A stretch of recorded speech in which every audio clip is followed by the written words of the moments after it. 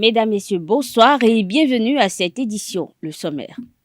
Un protocole d'accord sur l'annulation partielle de la dette est signé entre le Bénin et la Chine depuis le 14 janvier dernier.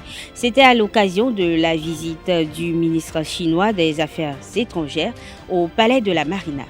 Les hommes des médias ont pris connaissance du programme d'activité culturelle de l'Institut français du Bénin au titre du premier trimestre de 2023. Des détails dans cette édition.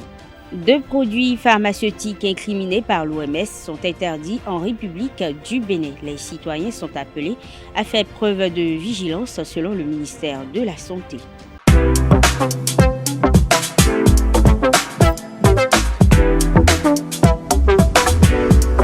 Moi, je suis à ESAE et toi? Moi, je suis en administration des finances à ESAE. Moi, je suis en diplomatie et relations internationales à ESAE. Moi, je suis en journalisme à ESAE. Émission ici, c'est ESAE. Moi, je suis en communication marketing à ESAE. Moi, je suis en droit à ESAE. Moi, je suis en gestion des ressources humaines à ESAE. Moi, je suis en gestion des marchés publics à ESAE. Moi, je suis en administration du travail et de la sécurité sociale à ESAE. Moi, je suis en sciences économiques à ESAE. Moi, je suis en banque finance à ESAE. Moi, je suis en administration générale à ESAE. Moi, je suis en audit et contrôle de gestion à ESAE. Moi, je suis en sciences juridiques à ESAE. Moi, je suis en administration générale et territoriale à ESAE. Moi, je suis en transport logistique à ESAE. Moi, je suis en gestion des projets à ESAE. Rejoignez-moi, c'est la meilleure université. Nous sommes à ESAE. Rejoignez-nous. À ESAE, l'excellence a un nom.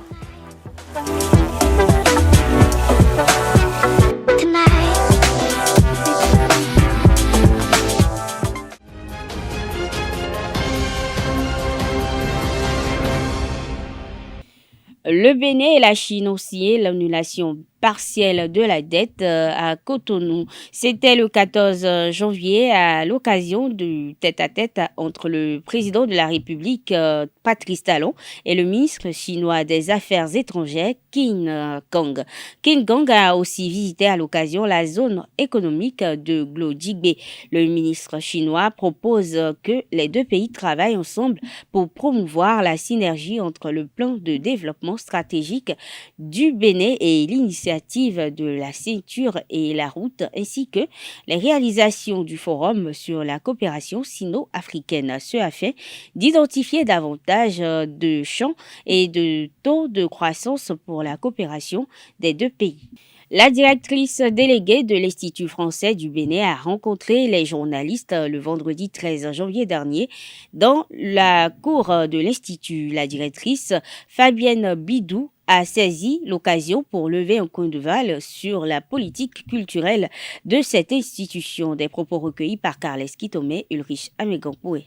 En complément de ce qui est mieux connu, peut-être mieux appréhendé par les uns et les autres sur ce qui se passe au Bénin, le rôle aussi d'un institut français, c'est d'amener d'autres vents, des vents d'ailleurs, qui amènent d'autres poussières que celles de l'Harmattan, les poussières artistiques, et d'artistes qui créent avec peut-être d'autres façons de faire, avec d'autres enjeux, d'autres thématiques, qui ont eu d'autres parcours de formation, donc qui peuvent aussi comme ça amener des vocabulaires artistiques et les mettre en partage avec le public et avec les artistes. Donc ça, c'est un autre principe un peu de la programmation, et c'est aussi un peu la raison d'être et l'identité de nos lieux.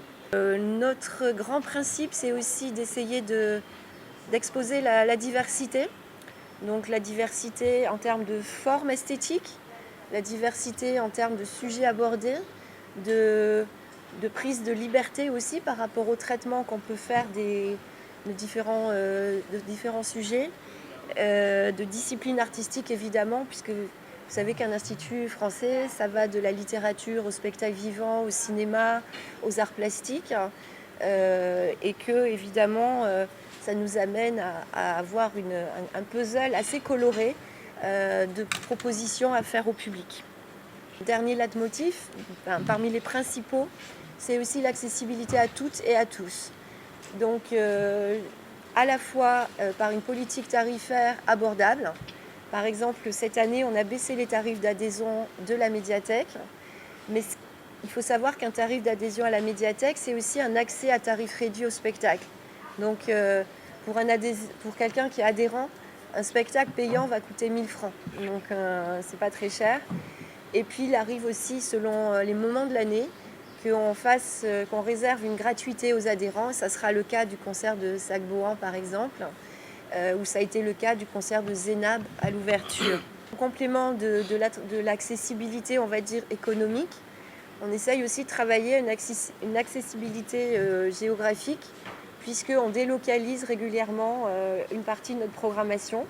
L'année dernière, on a fait des tournées en complicité avec le ITB, avec Wallo Center, avec le Centre, avec Wadada à Porto Novo, etc. Et c'est vrai qu'on essaye de tisser un réseau de complicité qui nous permettent nous prenons en charge les frais de ces spectacles, mais on les présente dans d'autres espaces géographiques en partenariat avec des lieux qui sont implantés sur d'autres territoires.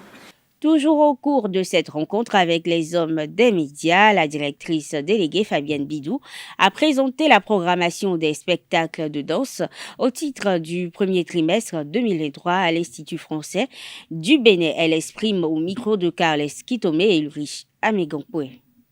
Ce samedi qu'on va accueillir la création de Haruna, Chaos élégant.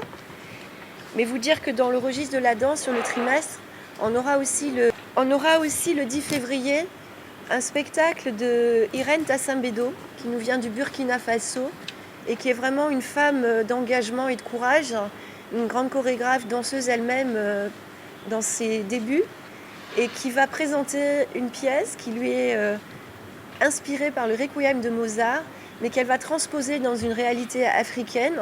Je n'en dirai pas plus, vous aurez des éléments dans la plaquette. C'est un grand spectacle, grand plateau, avec beaucoup de danseurs sur scène et qui va à la fois faire danser les danseurs du Burkina Faso, mais qui va aussi prendre un temps, à chaque fois qu'elle se présente, de séjour avec des danseurs béninois qui viendront en appui, un peu un appui choral dans ce spectacle. Donc là aussi, c'est une belle histoire entre le Burkina et le Bénin, et qui d'ailleurs va se poursuivre au Togo, puisque ce spectacle ira après au Togo. Et puis vous dire aussi dès à présent qu'au courant du mois d'avril, donc sur le deuxième trimestre, à la fin du mois d'avril, on aura une semaine de la danse qui sera elle aussi pensée en partenariat avec les acteurs de la danse au Bénin.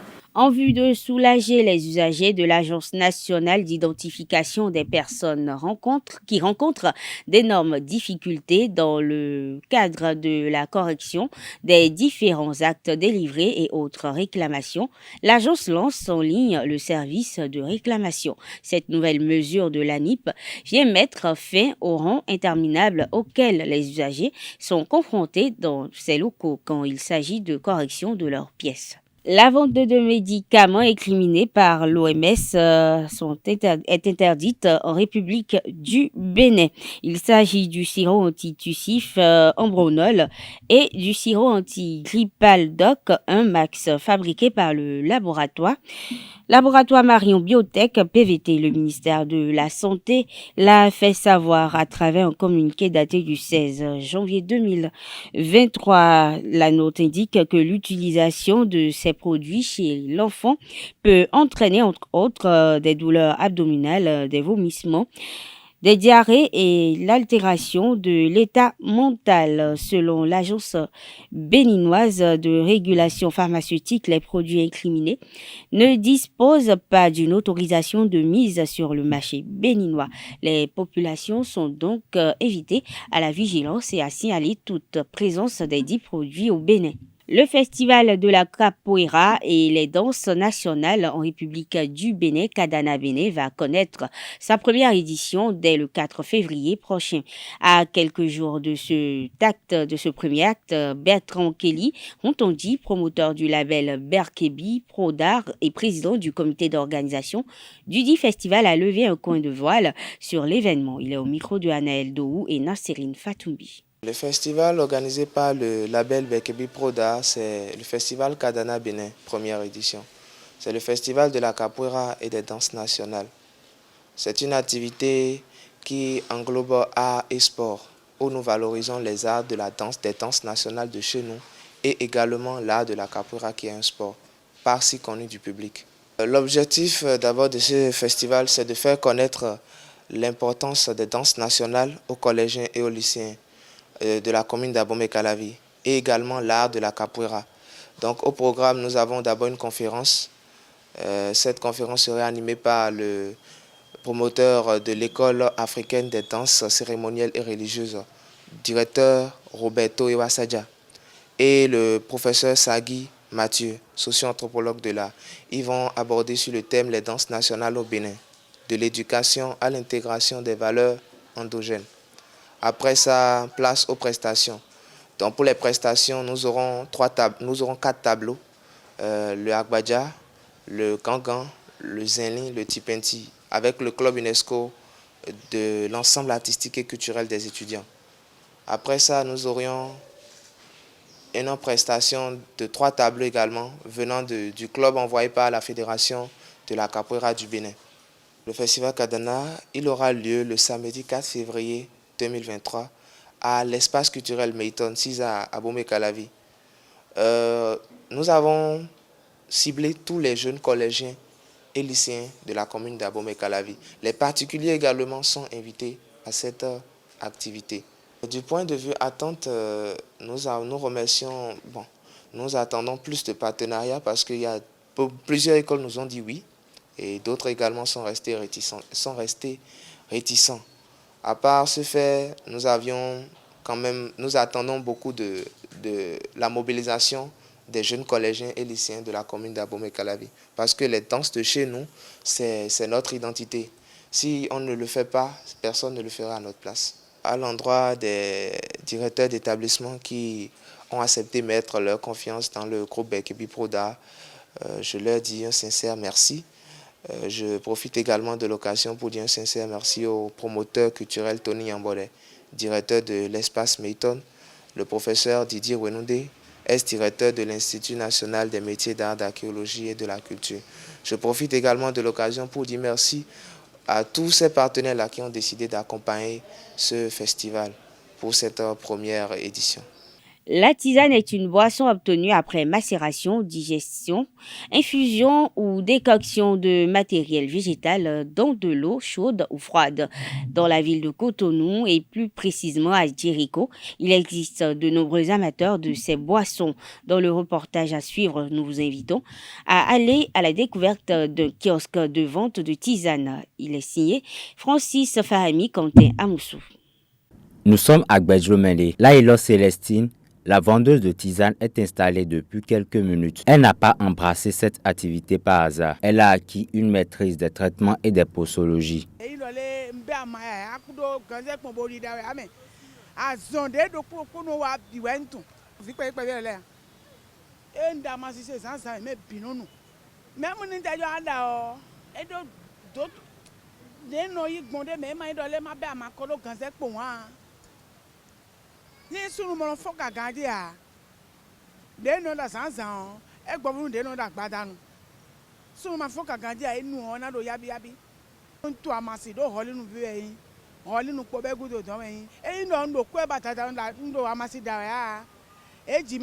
Plusieurs habitants de Cotonou ont recours à la consommation des tisanes pour des raisons variées.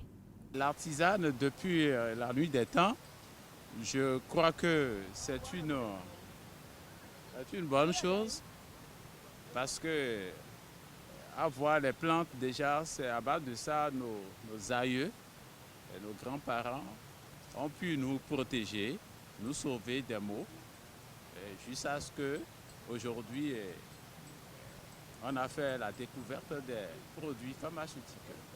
Mais nous amassions, bon amassions et nous des fatigues nous mais quoi, bon nous chiconnou yo.